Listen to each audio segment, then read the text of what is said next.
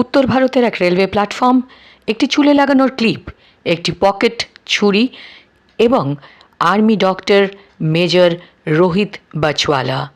জন্ম হলো এক ইতিহাসের। হ্যাঁ, এক নবজাতক ভূমিষ্ঠ হলো রেলওয়ে প্ল্যাটফর্মে।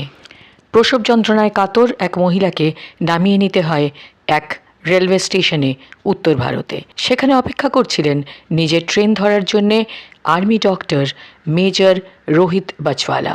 হঠাৎ তার চোখে পড়ে একজন রেলওয়ে স্টাফ প্রসব যন্ত্রণায় কাতর এক মহিলাকে নিয়ে লিফটের দিকে ছুটে চলেছেন। সঙ্গে সঙ্গে এগিয়ে যান ডক্টর রোহিত। সেই ঘটনার মধ্যে ঝাঁপিয়ে পড়েন তিনি। না, তিনি অন ডিউটি ছিলেন না, কিন্তু কর্তব্যবোধ এবং মানবিকতা তাকে তাড়িয়ে নিয়ে যায় ওই ঘটনার মধ্যে নিজেকে জড়িয়ে ফেলতে। যতটা সম্ভব হাইজিন মেনটেন করে সেই প্ল্যাটফর্মের ওপরেই তৈরি হয় সূতিকা গৃহ।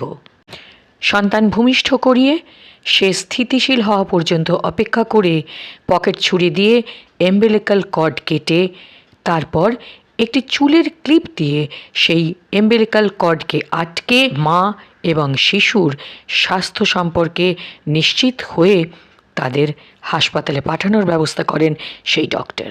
সেখান থেকে তিনি নির্দিষ্ট সময়ে তার ট্রেনও ধরেন এবং ফিরেও যান তার গন্তব্যস্থলে।